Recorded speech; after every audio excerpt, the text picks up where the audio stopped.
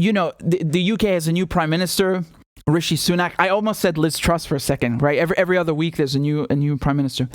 The new foreign secretary in Rishi's cabinet, in Sunak's cabinet, is James Cleverly.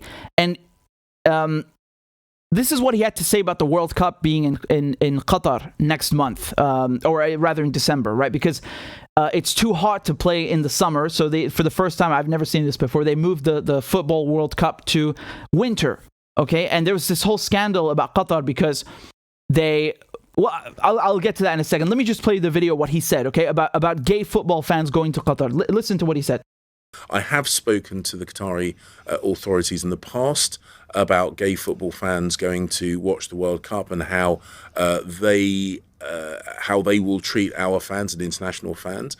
And they want to make sure that football fans are safe, secure, and enjoy themselves. And they know that means that they are going to have to make some compromises in terms of what is, an Islamic country with a very different set of cultural norms to our own. One of the things I would say to the football fans is, please do be respectful of the host nation. They are trying to ensure that people can be themselves and enjoy the football. And I think with a little bit of flex and compromise at both ends, it can be a safe, secure, and exciting World Cup. Okay, so they're basically they're fuming because they're mad at him for basically telling people don't be gay when you go to the World Cup, right? That's what he's basically saying. And I just wanted to point out a bit of the hypocrisy because these Gulf countries, okay, whether it's Saudi Arabia, it's the UAE, whether it's Qatar, they're best friends with the West.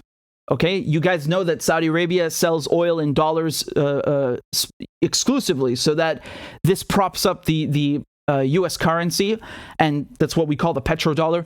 Qatar, everybody knows that they basically bought their way into hosting the World Cup because usually it's a draw, but they bought their way into that because they have all this money from oil, and more importantly, they're also using slave labor. Right? So there are many workers who've come there from Bangladesh, from many countries they take their passports and they're not allowed to go home. And some of them have even died. And FIFA knows this. FIFA's the governing body for international football, right?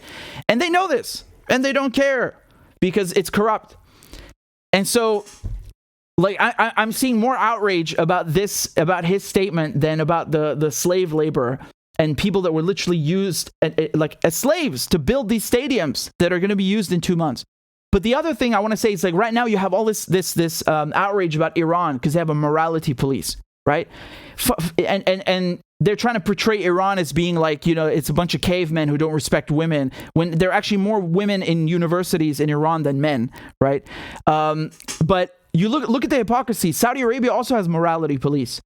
Do you even know that? Did you even know that, let alone hear someone complain about it on CNN? Are there any sanctions on Saudi Arabia's morality police? Huh? Women couldn't even drive in Saudi Arabia until a few years ago. And now the West, they suddenly give a crap about women in Iran. Yeah, sure. They have no problem depriving women and specifically mothers in Iran of medicine, of food. That's what sanctions do. And so, with Qatar, you can see, once again, this double standard. Like, there are things they'll criticize Iran for, which most of the time are not even true. And when Saudi Arabia or one of the other Gulf countries do the same thing that they're criticizing Iran for, or even worse, or even more, they don't say a word about it. Look at the double standard, at the corruption. They have no problem with these Gulf countries, right? The Khalij, as they're called. The Arab kingdoms in the Persian Gulf, the Khalij. They don't have any problem because they need them. They need those guys to give them oil and to prop up the dollar. And right now it's interesting because the Saudis have said, screw you, we're not going to pump more oil out. We're actually going to reduce it. You know what's so funny to me? I can't believe this, man. Look what happened. OPEC Plus, they cut oil production a few weeks ago. I did a video on this and why it impacts the world economy, why it's so important. They basically gave Biden a slap in the face.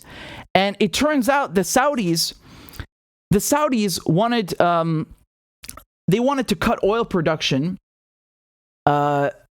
by 2 million. The Russians only asked for 1 million. Can you imagine? The Russians, who are in OPEC Plus, said, let's just calm down with producing oil by 1 million barrels, and therefore we can raise the prices a bit, right? Which is more revenue. And the Saudis said, no, we're not going to cut it by 2 million. And that surprised the Russians. The Russians weren't even expecting that. And that's also something really, really interesting, I find. Like the Saudis, I don't know what's going on, man. It could be, maybe tomorrow morning they'll be best friends again with the Americans. But for now, this is unprecedented. And they really look like they're sick of the U.S. And they've said they want to join the BRICS, which is Brazil, Russia, India, China, South Africa. But anyway, I just wanted to talk about this scandal with James Cleverly, because it just happened a few hours ago. He literally just became the foreign minister. Rishi Sunak became prime minister just 2 days ago, and so he put Cleverly in his cabinet. And they're kind of grilling him right now in the media and saying that it's rude of him to tell gay football fans basically to hide that they're gay when they're in Qatar. I'll say one thing. Do you know British football fans, gay or otherwise, are viewed as the most violent and ignorant in the world. And there are many, many times when there's a cup taking place or competition, and they just banned European, even in European countries, they've banned British football fans from coming in because they're so violent. It's hooliganism. I remember there was one time where they banned, no, not one time. It's this in Qatar. Let me show you this. Just for the same cup, they've banned, I think, 1,300 people from going there. This is the Home Office, by the way. They've even done that. The Home Office has banned 1,300 violent and abusive fans from even traveling to the World Cup in Qatar. So it's so scandalous, even without Cleverly's comments about being gay or not. Like, British fans in general are unfortunately very, very unwelcome in other countries, and you could say rightly so, given the past behavior. But again, I just wanted to point this out, because usually you never hear any criticism about the Gulf states in terms of how they treat women, how they treat gay people.